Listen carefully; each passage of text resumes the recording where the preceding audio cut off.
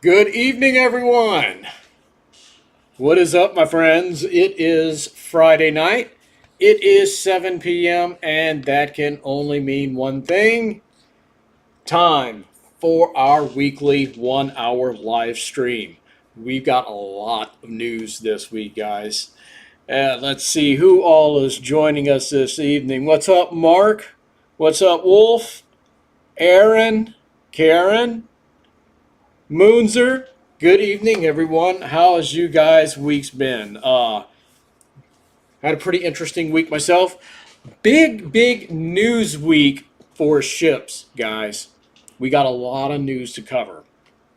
But as always, we got to start off and see who is joining us on the shelf this week. This week, we have Olympic, Old Reliable up top. In the middle, we have arguably the most popular ship ever, Titanic. And at the bottom, but certainly not least, we have DD-661, and that's a big part of our news this week. And we have the USS New Orleans right there. So, let's see. Wolf had an excellent week. Moonzer's had a good week. Mark says Max is having problems. Well, I hope it's nothing serious, Mark. But guys, before we get into things, we have someone has a birthday today. You guys may have heard of this person. I know some people in the ship community, and really some people in general, may have heard of this person. Have you guys ever heard or hear of an individual by the name of James Cameron? Now, I don't know why, but that name sounds familiar.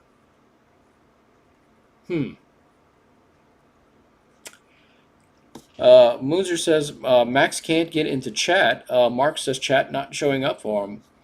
I'm going to assume it's something on his end, guys, because, I mean, clearly, you guys are all in here and you're able to participate. So as far as I know, everything is fine on my end. Wolf, never heard of him. Aaron, never heard of him. Well, you see, guys, James Cameron is the director of one of the biggest movies ever made. I mean, this thing was really huge back in its day. And it involved water. Okay? And I can tell you the name of that movie was Piranha 2. Oh, wait, no, that's not it. That's not Piranha 2. But he really did direct Piranha 2. Oh, and Max is joining us. He is here on his phone. What's up, Max? Hope you've had a good week. Welcome aboard. Yeah, he really did direct Piranha 2, though. Aaron, never seen it. Well, you're not missing anything. Uh, Terminator. No, it wasn't Terminator. I mean, that was a really great movie of his. Uh, Clip says The Abyss. Mark says Aliens. Well, pretty sure he directed Jaws. Was that him? Man. It was something with a T. It was T2. It was T2. Nope, that was a really good movie as well. Okay, we Jaws was Steven Spielberg. He knows, Aaron. He was joking. He was joking. Oh, well, if I got a really sudden idea on what it is. Could it be something to do with one of those ships? Olympic. That's it. Mark got it. He directed a movie called Olympic. That's what it was. Anyway, happy birthday to James Cameron. And Moonser has to spell it out, of course. I don't particularly agree with all of his opinions on Titanic, but I agree with some of them. And the movie is what it is. Wolf, pretty sure it's Britannic. Yeah, it was one of those Olympic class ships. So, guys, let's not waste any more time. Let's get into the news for this week. So, Tuesday, DD 661 officially went into dry dock. Now, for those who haven't been keeping up, she has been at the shipyard since the beginning of May. However, this past Tuesday, she actually went into the dry dock. She's been pierside, waiting on her turn to go into dry dock. Other ships were using the dry docks. They were in front of her. She got moved into the dry dock officially on Tuesday. There's an article write-up on it. They've got pictures on it. We're going to take a look at all of that. Let's see. Yep. Okay, so here we go. I'm going to read you guys an article real quick, and then we're going to take a look at some of the pictures. So, let's see. USS Kidd, one of the most storied destroyers from World War II, has been dry docked in Houma, Louisiana to begin a significant $11 million restoration. So we finally have a dollar sign attached to the restoration. $11 million. Workers at Thomas C. Marine are tackling the first major overhaul of the vessel since 1962, focusing on hull repairs and a new camouflage paint job. The restoration will also include restoring crew quarters to honor African American contributions during the war. The USS Kidd, a 500-foot Fletcher-class destroyer capable of 40 knots, played a crucial role in both Atlantic and Pacific theaters. I don't think she was 500 feet long. In fact, I'm almost positive of that. Let's stop there. Let's see. I don't think she's 500 feet long. I want to say she was like 376. Okay, I knew it was 300 something. So a little error there in the reporting. But it's nothing as bad as what USA Today did last week when they said Titanic was a cruise ship that struck an iceberg on April 15th, 1912. So, Aaron, that is crazy. 11 million. Moonser, dang, Mark, 40 knots is fast. Well, most destroyers around that time were pretty fast. But it's even more mind-boggling, Mark, is to consider the fact that the SS United States was that fast as well, and she's like 3 times the ship in terms of size that the Kidd is. But going on, the ship endured a deadly kamikaze attack off Okinawa. That was on April 11th, 1945. They do not mention that in the article, where 38 crew members were killed and 55 wounded. Despite the heavy damage, the Kidd survived and earned 12 battle stars during the war.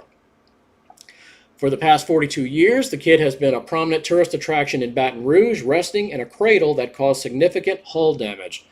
The vessel was moved to Homa 3 months ago for the restoration project, which is expected to last 5 more months. What we're finding is she's flooding more than she was in Baton Rouge. We knew the time to come. It had to be this year. We needed to get her patched to fix the leaks, says Museum Director Parks Stevenson. We're cutting, replacing steel, and we're painting it camo, which will be neat, says Bill Purvis, manager at Thomas C. Marine. As part of the restoration, the ship's quarters will be returned to their original configuration to highlight the contributions of African American sailors during the war. We're restoring quarters to the original configuration. I read that part already. Sorry. Once the restoration is complete, USS Kidd may make a stop in New Orleans next spring, where it will be open for public tours before returning to Baton Rouge. And let's go ahead and make me small and everything else large. And there we go.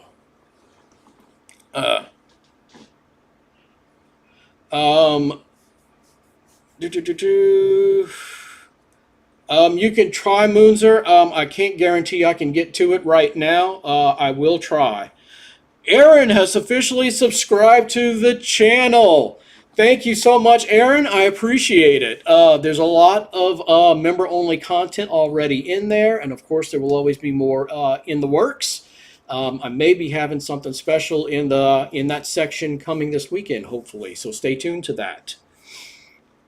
Wolf says, wait, she was moved 3 months ago. Yes, Wolf. Kidd was moved to the dry dock. Well, not to the dry dock. She was moved from Baton Rouge to Thomas C. Shipyard in early May. But she's been pierside ever since. She had to wait her turn to actually go into the dry dock. So in that meantime, they have been doing restoration work on the inside of the ship. So that's what's been going on. Mark asks, is she sinking? Question mark. No, Mark, she's not sinking, but there are holes and hull restoration that needed to happen. The ship hasn't had dry docking, as they say, in 60 years, so it's well past time that she gets a some TLC, and it's much needed. Now, I know everybody was kind of like, well, you know, that price tag, $11 million, that's pretty big. But if you follow the channel for a while, you know, because I've said this before, the Kidd Museum is the second most visited tourist attraction in Baton Rouge. There is only one tourist attraction in Baton Rouge that brings in more tourists than the Kidd does. And those of you that have been followers for a long time, you know what number one is. Well, it doesn't feel like 3 months. Almost going to miss that old scheme of hers. I do too, because that's how I painted her. Look, I mean, we're looking at the ship right there. That's how I painted my freaking model. Do I buy another one and do that dazzle scheme? I don't know. I'm still debating on that. Let's see. Let's move on to another photo. And this was, by the way, guys, if you want to watch the dry docking, you can go to the Kidd's YouTube channel, and you can... They did live stream it. It was like 6 different times they live streamed throughout the day. All of those videos are available on the channel. So if you want to just go back and watch them, you certainly can. It is there. Yeah, soon the model will be inaccurate. Aaron says, no, just repaint. Mark says, dazzle is the awesome. Yeah, she's going to be in a dazzle scheme, guys. I'm all for that. I mean, yeah, she looks great as she is, but I mean, come on. She's going to be in a freaking dazzle scheme. And here she is. You can see the dry dock. If you look right here, the dry dock is mostly submerged, so they can maneuver the ship into the dry dock. This is a floating dry dock, just like what the Texas was in. And once she's in there, they're gonna raise the dry dock, basically unsink it, for a lack of a better word. And there we go. You can see it right here. You can see water pouring out all the sides of the dry dock, which obviously means they're raising it back up. If you look here, the ship is sitting on the blocks. And once they're done, they're going to move her, and I should have brought up a map to show you guys this. But they're going to move her away from where she's been sitting for the past 3 months and further back into the shipyard where the actual repairs in the dry dock are to commence. And by this point, I imagine they've probably already begun that process. Because remember, these pictures are 3 days old. Max says her new scheme is going to look very good. Absolutely, Max. Moonzer says, I'll be at the USS United States very soon. Get pictures, Moonzer. Get pictures. And of course, get some selfies with yourself with the ship behind you, because it may, it may be your last chance to do so. I hate to be the downer, but it's a possibility. So we have to keep that in mind. So you got a very rare opportunity to get something historic. So, don't miss on that. So here she is, a nice close-up of the ship. And this is all on the kids' Facebook page, guys. So if you want to look at these in more detail without me just thumbing through them, go to the kids' Facebook page. Follow it if you're not there. You can go to their YouTube page. Subscribe to the YouTube channel, because they said that there's going to be some drone footage of this coming out on their channel. So you don't want to miss that. And look at that. Now this, in a way, reminds me a bit of what it was like to do the dry dock tour of the Texas. So they had all this scaffolding on side of the Texas, just like you see here on Kid. But of course, when you do the dry dock tour, you don't actually go on the ship. You essentially walk around. You can see I'm moving the mouse at the bottom. And we had a tour guide. He would tell us about the ship. He would stop every so often and tell us some things about it. And the Texas tour was about 2 hours. Clip says, when Mississippi River drought, even though people can freely look at the ships lower, but risking any graffiti or anything. So Clips, I personally have walked completely around the ship. I have touched the propellers in Baton Rouge at her cradle. I've got pictures of me, resting my arm like this on the starboard side propeller. So the good thing is, as far as I know, there has never been any vandalism of the ship of any kind. I could pose that, or anyone really can pose that question to the museum. You can simply go to their Facebook page, ask them that question.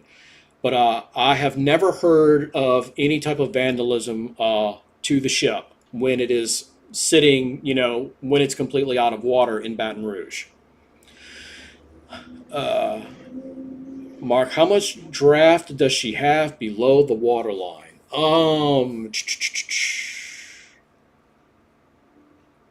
Mark, I'd be lying to you if I told you I remember, because I really don't. We can look it up, though. Ozzy, did you hit your head? Referring to my dry dock Texas tour. So when we did the tour, imagine, okay, well, let's just use the picture we have right here. So Texas was sitting on blocks, just like what you see here in this photo. And the blocks were pretty low. And I'm actually not a very tall guy.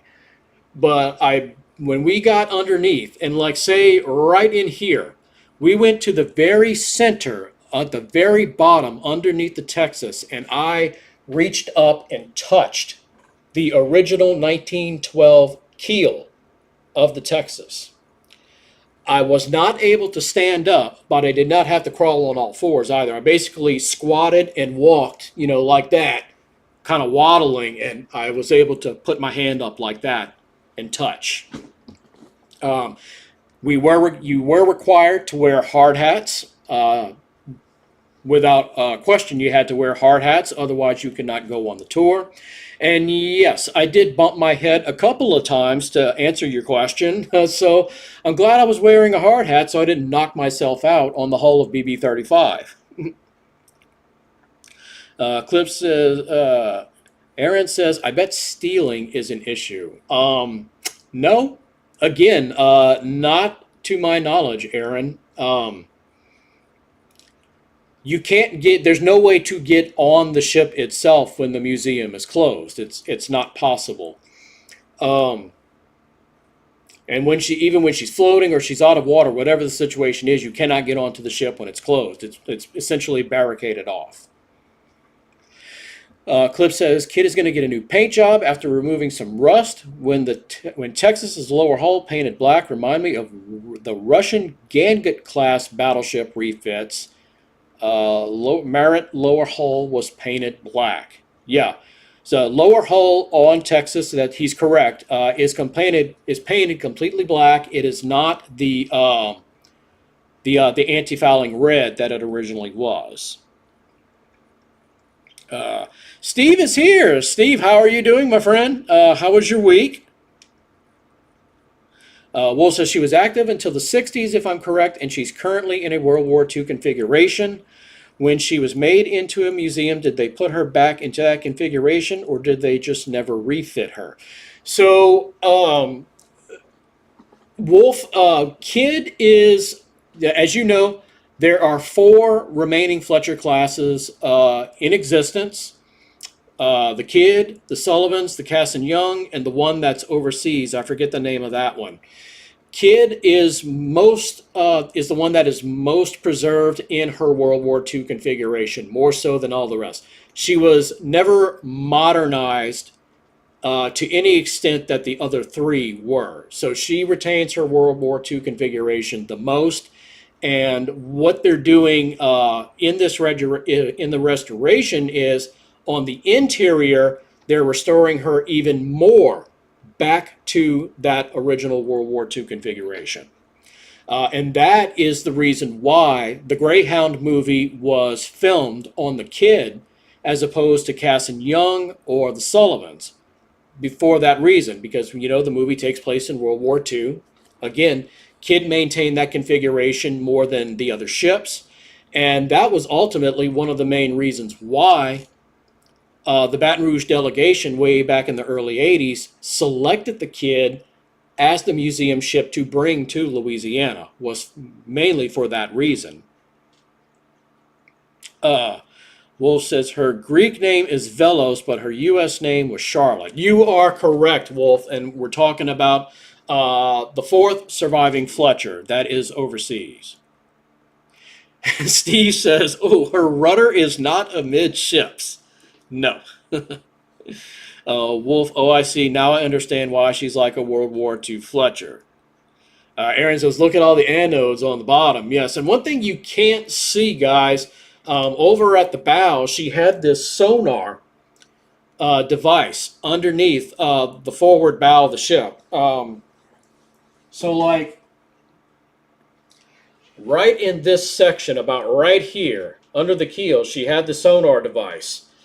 And the one that is currently on the ship is not original to the ship. I believe it was installed during the Korean War. And I think they're going to remove that and make like a replica that is more accurate to what she would have had in that spot during World War II. Will says, we would have had a 5th Fletcher in an even older configuration, but sadly it was scrapped in the 2010s. I am not familiar with that story, Wolf. Might need you to enlighten us on that. So, With that, we are going to move on to a different ship, guys. Also coming out this week, and our news continues. This was on August 12th. That might have been Monday. Yes, this was on Monday. It came out Monday that Kidd's sister ship, USS the Sullivans, DD 537, and USS Croker, which is parked right next to the Sullivans in Buffalo, New York, both those ships are going to be going into dry dock. So I'll skim through this article real quick. New York Governor Kathy Hochul announced $10 million toward the effort to repair and restore USS the Sullivans and USS Croker at the Buffalo and Erie County Naval and Military Park. The governor's office said the vessels were built to last around 20 years and have remained intact past their projected useful life. In April 2022, the Sullivans, a decommissioned United States Navy Fletcher-class destroyer, began sinking, and I know we've all seen those pictures. Emergency efforts were taken when it began sinking and workers plugged dozens of holes. Temporary fixes were made to stabilize the Sullivans, and when it was determined that long-term repairs were needed. In addition to long-term repairs on the Sullivans, long-term repairs are also needed for USS Croker. Let's see. Total restoration of the two vessels is expected to be around $21 million. The current plan to restore and repair them includes moving them to a dry dock on Lake Erie in September 2025, where repairs will be made, and then they will return to the Buffalo Harbor in the spring of 2026. Hochul's $10 million commitment is in addition to $7.5 million secured by Majority Leader Chuck Schumer, $1 million from the city of Buffalo, $1 million from Erie County, $1 million from Senator Sean Ryan, and $500,000 from Majority Leader Crystal Peoples Stokes. So, crazy news, guys, but awesome news all the same. And let's take a look here at DD 537, USS the Sullivans, one of Kidd's sister ships.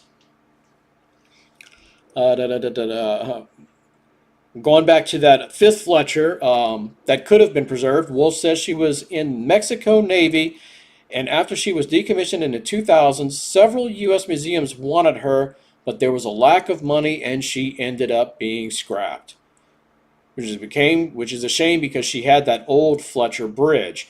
You're probably talking about the one that USS Fletcher herself actually had, where the bridge was more curved and not wedge-shaped like Kidd and the Sullivans.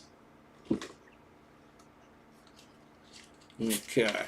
Excuse me, guys. I need a quick drink.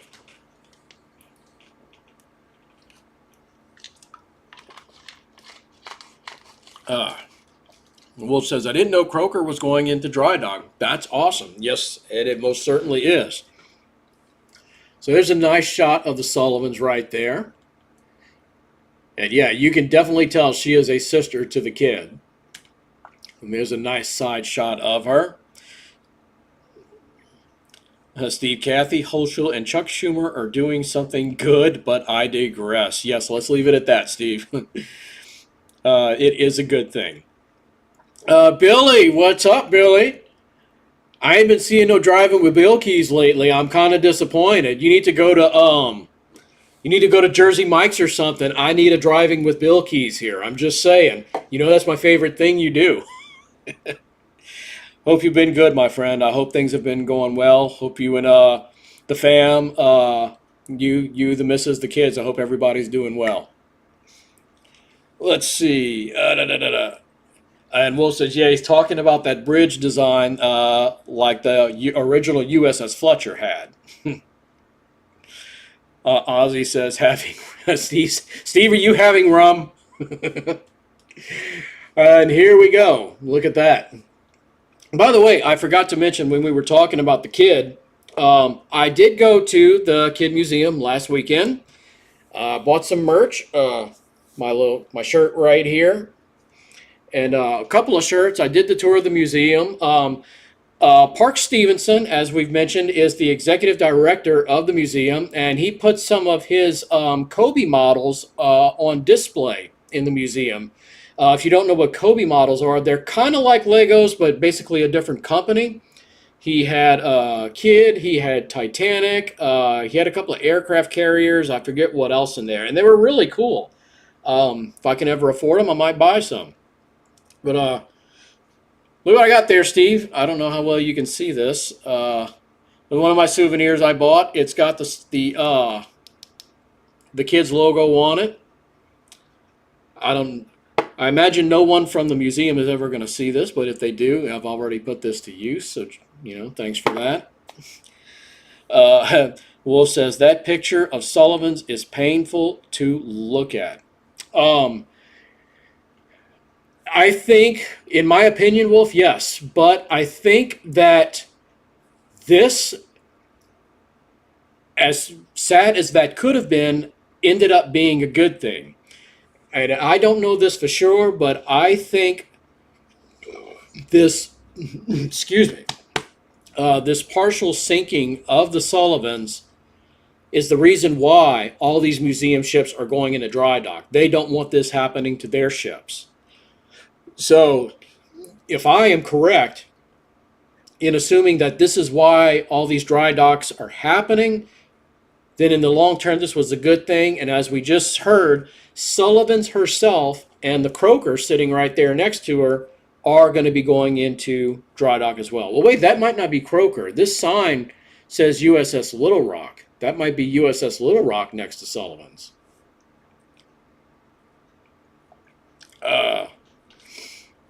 Okay, Steve's heading out. Thanks for stopping in, Steve. Appreciate it. Well, if I do like the tops of her turrets being painted that darker gray. Oh, definitely. Let's see. And yep, here's a picture of from the bow on. And you see that massive list to starboard she had. She damn near could have capsized.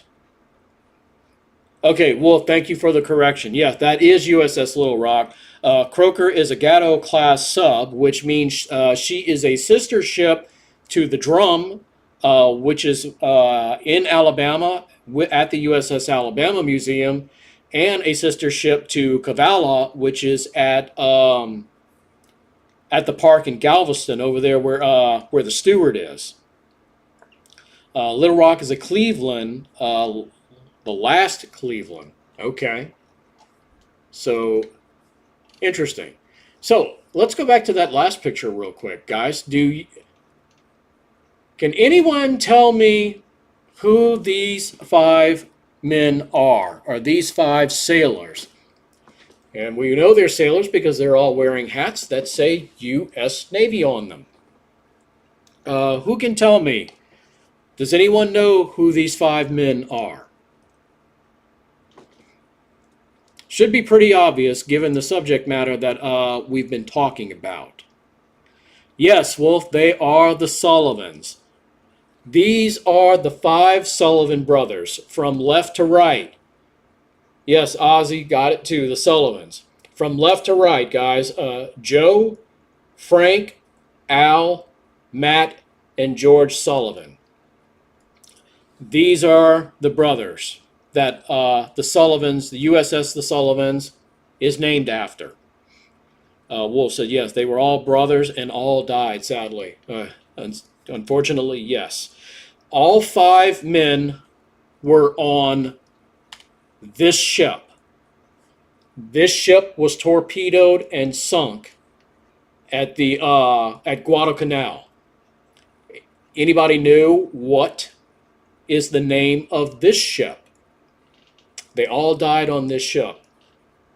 And in case you're wondering, yes, the story of the Sullivans is the inspiration for Saving Private Ryan. So yeah, this was the Battle of Guadalcanal, and that battle was significant in the war because of the fact that it was the first time the Allies went on the offensive in the Pacific theater. And later on, you would have Midway, and further Allies pushing closer and closer to Japan. Guadalcanal was a significant battle. Wolf, I forgot she was in Atlanta. Yes, Wolf, you got it. The USS Juno, CL-52. Yep, she was a pretty cruiser. Loved the camo. Absolutely. Yep, she was torpedoed and sunk, and the 5 Sullivan brothers died in that attack on the ship. Mark, yeah, their poor mother. No kidding.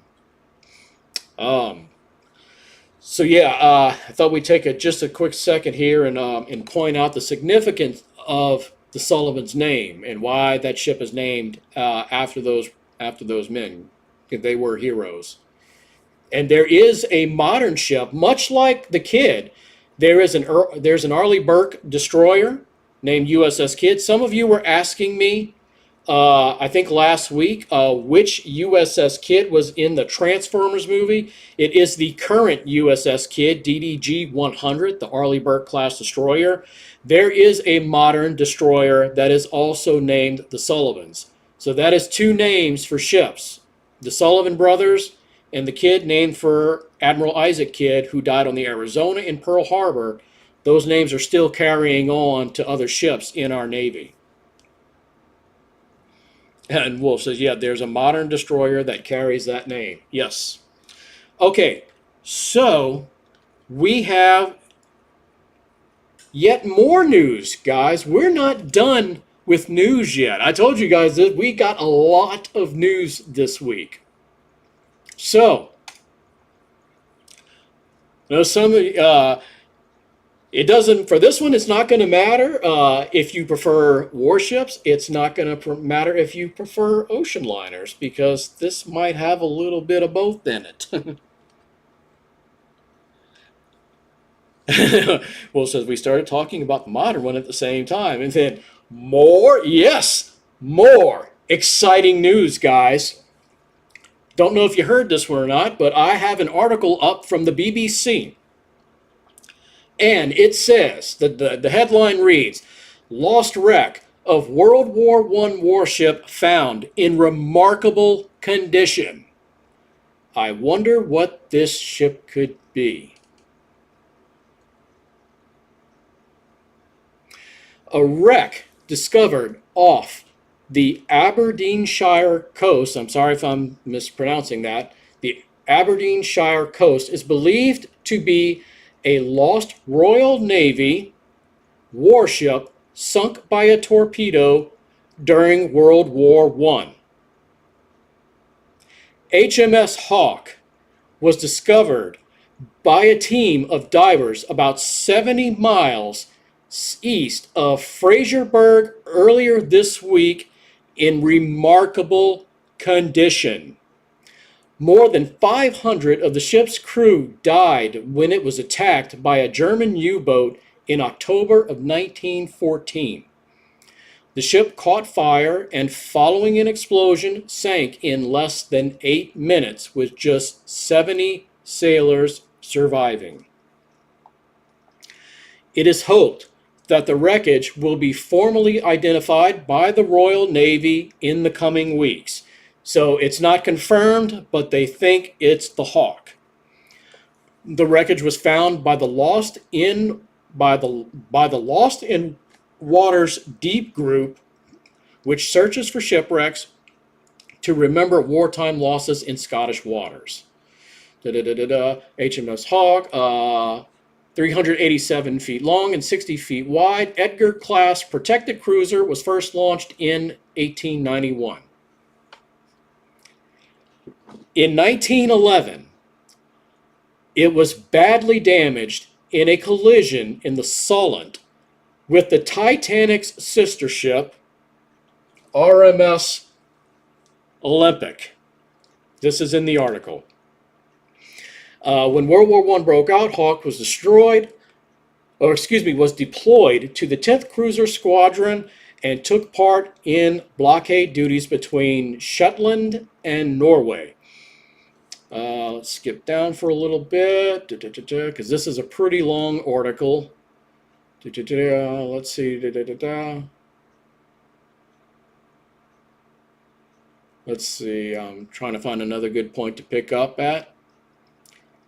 Team's research involved going back to data from the time, such as the U-boat commander's day journal, which gave an indication of where it had been when it fired the torpedo. They also looked at the logs of other Navy cruisers which had exchanged posts with HMS Hawke just before it was sunk, giving them a general area for where the ship might lie. Another piece of data was an obstruction on the seabed reported by Scottish fisheries in the 1980s. The dive ship investigated the obstruction site but found nothing. Let's see, skip down a bit more.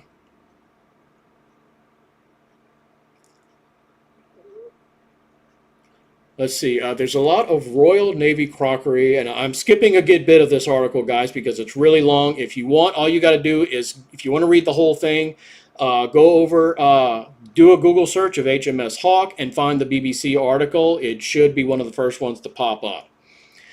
Says there's lots of Royal Navy crockery. It is fascinating. She clearly was taken completely by surprise because lots of portholes are still open. The area of sea that the ship was in has few nutrients, which means the wreck has not been eaten away by organisms.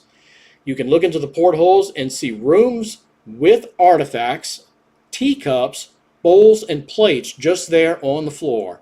It's a really remarkable time capsule. Having said all of that, let's take a look at HMS Hawke, and let me get up on some of you guys' reactions on this.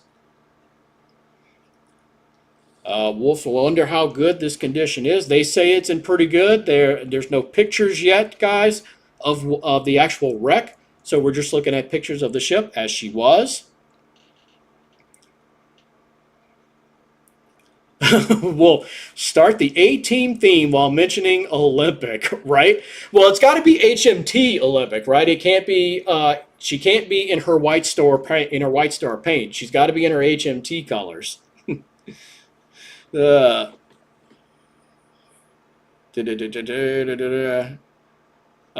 says, I think the torpedo hit on the starboard side. I am not sure, Ozzy. If someone wants to look that up real quick and check on that for us, by all means do so. Armored cruiser. No, Wolf, I don't think so. Let me pull the article back up. It said something about a protected cruiser. I'm not sure what that means. Let's see if I can go back and find that in it. A wide Edgar class protected cruiser first launched in 1891. So whatever a protected cruiser is, I do not know what that is. And of course, we've all seen this. It doesn't matter if you're an ocean liner person, a warship person. You've probably seen this photo. And it even says at the bottom here, HMS Hawke after collision with Olympic. So there she is. And you can see her bow is pretty mangled up. And of course, we know where she hit Olympic. Over there near the well deck, the starboard side aft well deck.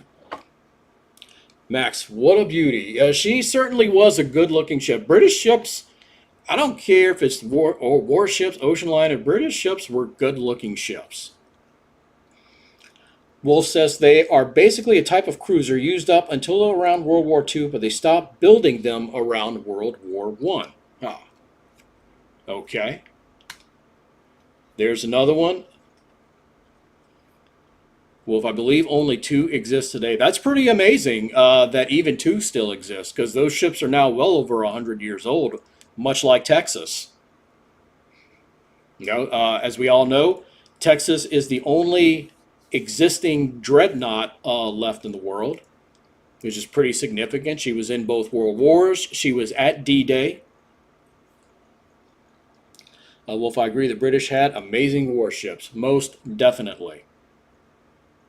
And what could be next? That's a familiar sight. And look at that. Here is old reliable, guys. Who would have thought? For once, Olympic, not Titanic, is in a modern day news article. USS Olympia and the Russian protected cruiser Aurora. Ozzy, I'm not reading that comment. I know you're joking, but I'm not reading that. Wolf, only one armored cruiser exists, and she's in Greece by Velos. Where we are not going to take away from Olympics little spotlight here. We don't get an Olympic in the modern news very often. We're giving old reliable her dues. Marky, hey, Olympic. Aaron, Olympic, yes.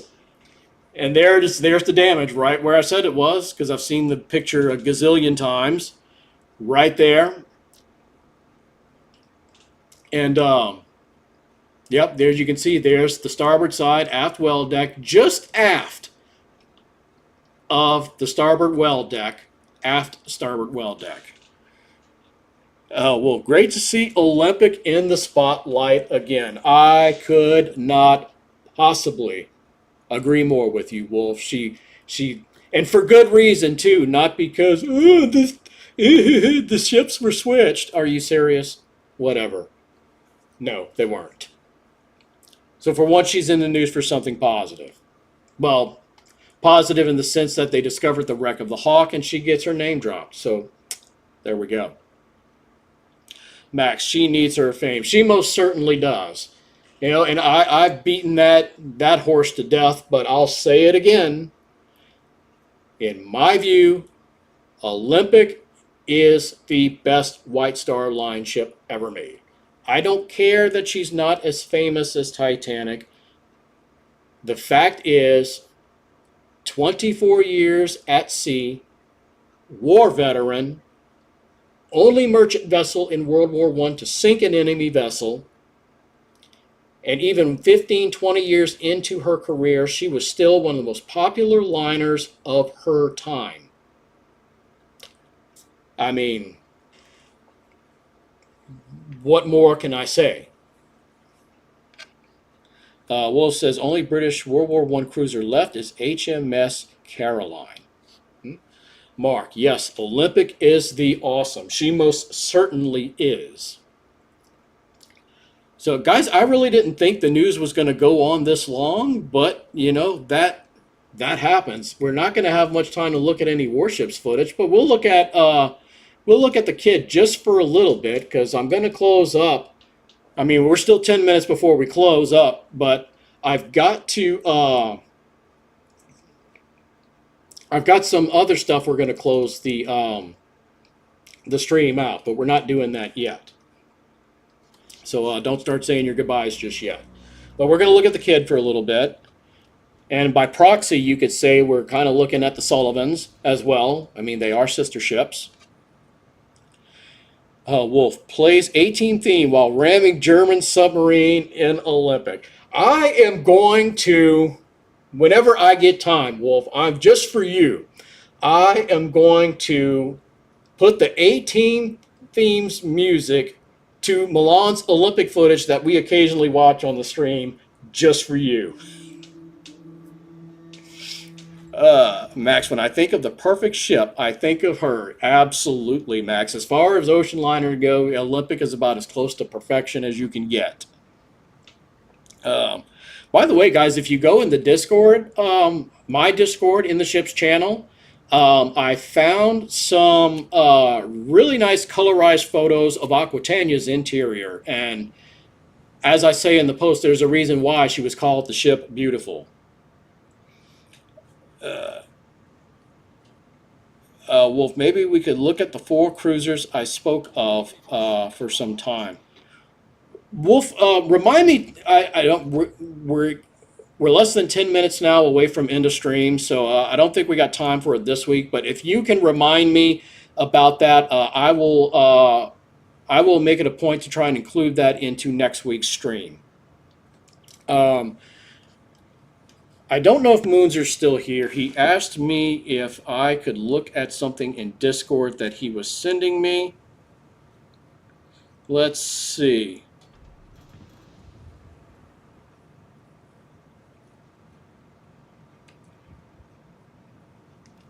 Oh, okay. Moonser sent me a private message about the 12600 Airfix model of the Queen Elizabeth.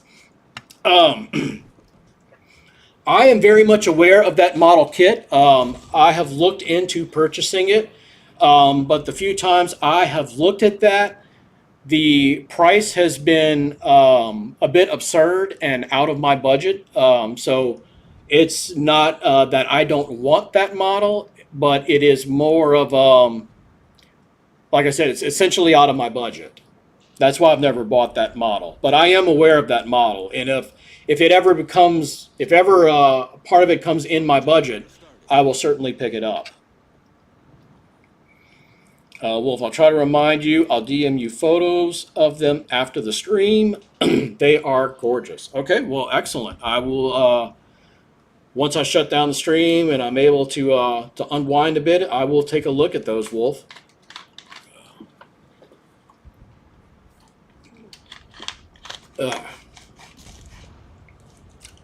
So, I think I completely lost my chain of thought there. I don't know. Is Moonser still around? That's what you wanted to talk about, Moonser. Was that model of the Queen Elizabeth? I know. I know for certain that is Moonser's favorite ship. Ozzy, let's fire the potatoes.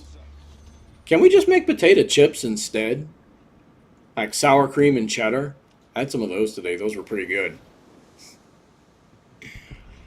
So what is everyone's plans for this weekend? What are you guys going to be up to?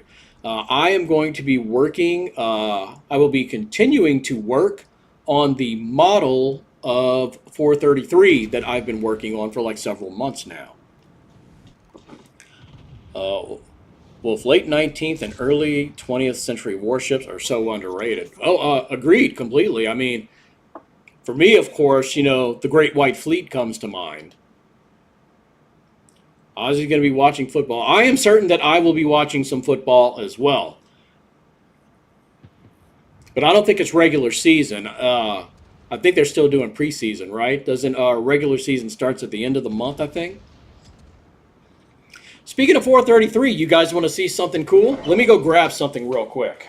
I think you guys will appreciate this.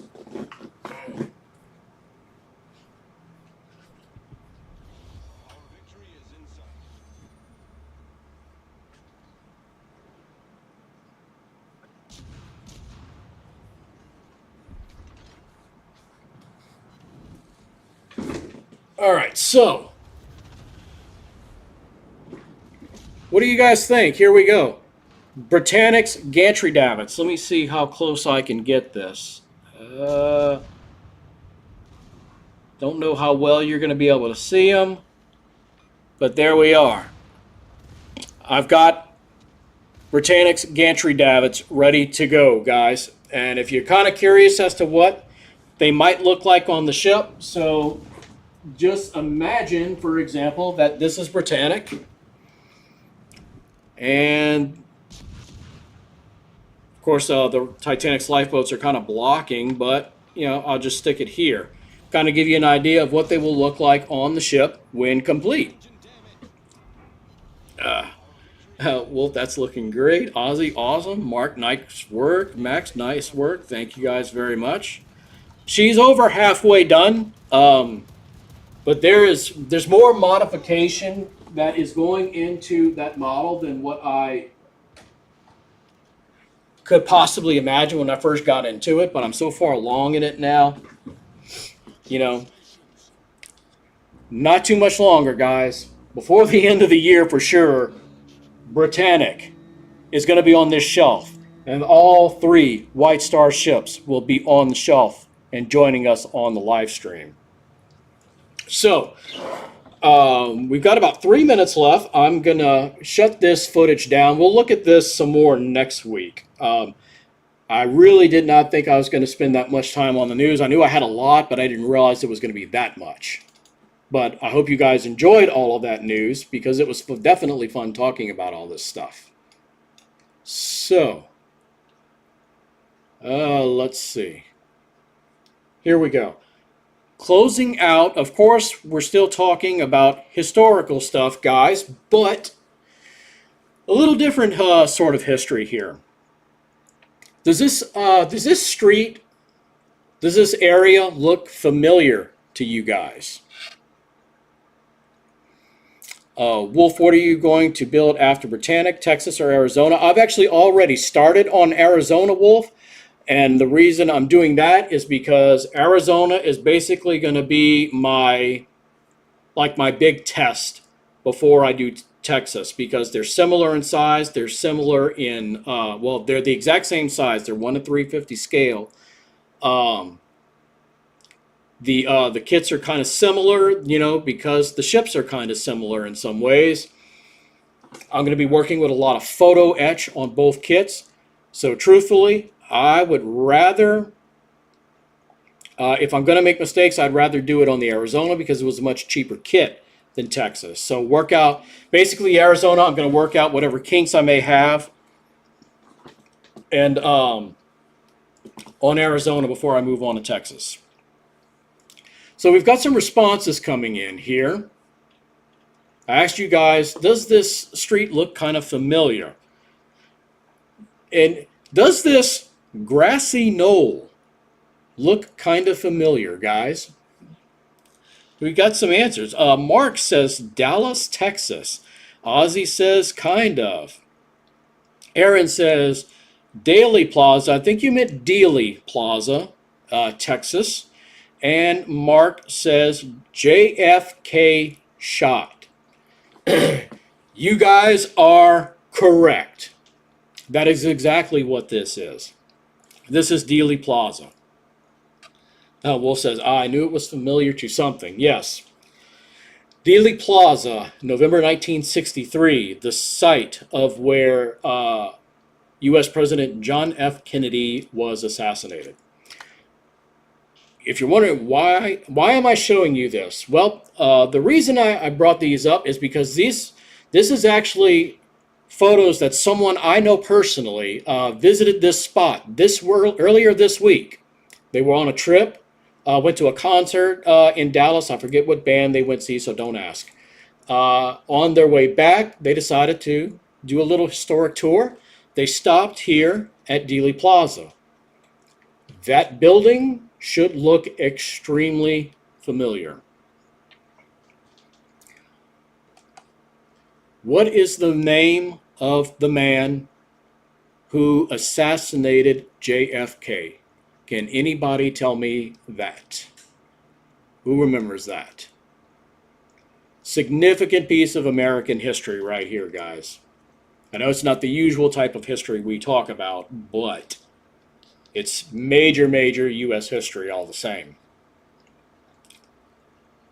Wolf, that spot feels kind of creepy, but maybe that's just me. Well, when you're looking and when you take into account what happened there.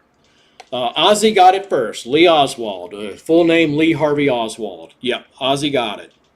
Aaron, the book depository. Yes, Lee Harvey Oswald was up there. He took 2 shots. Did Mark get it first? No. Ozzy said it first. Lee Harvey Oswald. And he was up there in that building. He took his shots. He killed JFK. He also shot the governor of Texas. I do forget the governor's name. I apologize for that. But the governor did survive. Sadly, JFK did not. And here's the plaque. It's kind of hard to make out all of what it says, but this is Dealey Plaza, known as the front door of Dallas since its dedication in 1936, but remembered today as the assassination site of President John F. Kennedy in 1963. Dealey Plaza was the end of the presidential motorcade prior to, and I can't tell if that says Sherman's or Sherman's Freeway, and the Dallas Trade Mart, where President Kennedy was to speak. Was to speak at a luncheon. Historically significant to 1963, the site marks the birthplace of Dallas, originally founded by John Neely Bryan in the 1840s. The now familiar architectural structures were built nearly a century later as a WPA project. The park is named for Dallas Morning News publisher George Bonnerman Dealey, a civic leader and champion of city planning. Historic buildings are numbered on this map, as are markers which explain significant points of interest. So speaking of presidents and ships, anyone know about USS William D. Porter? I do not, Wolf, or it's not ringing a bell. Aaron says it's really cool to experience it and walk around. Can you can go in the depository, Aaron? Have you done this? Have you been to Dealey, and if so, were you able to go into the building? Do they allow that? Because if so, I definitely need to plan a trip, because Dallas really is not all that far from me. I can get to Dallas in less than a day. Because I would definitely go and check that out.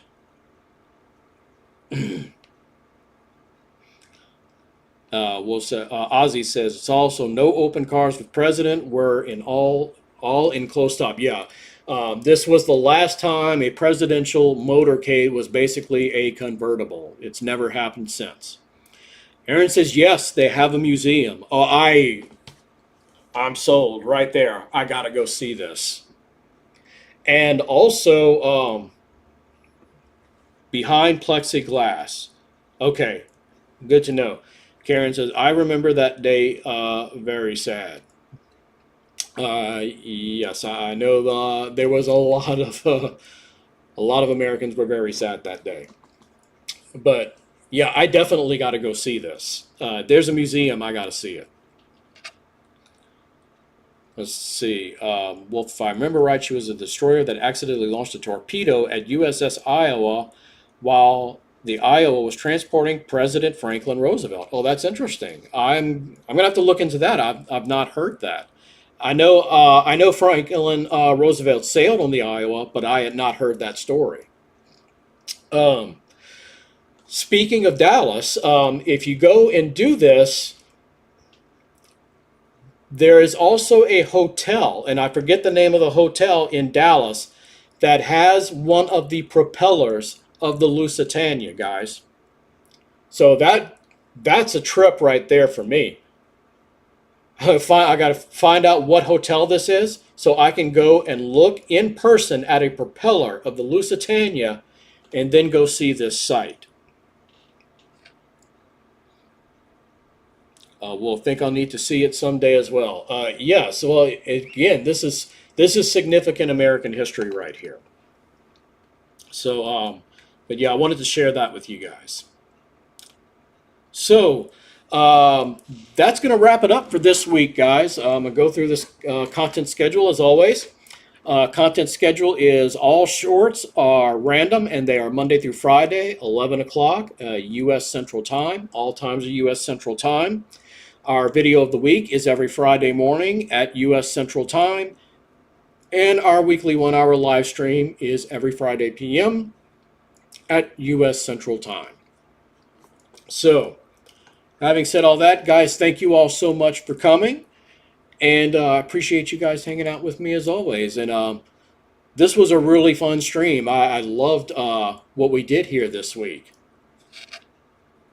Wolf says, I don't know if it's true or not, but if you look into it, I would love some verification. If I don't look more into her, she was a Fletcher, by the way. Gotcha. Great, Wolf says, great stream. Wolf, bye everyone. Awesome stream. Yep. Thanks, guys, everyone, for coming and hanging out. I appreciate you guys as always. And until the next time, as always, you guys know the drill. Drive safely.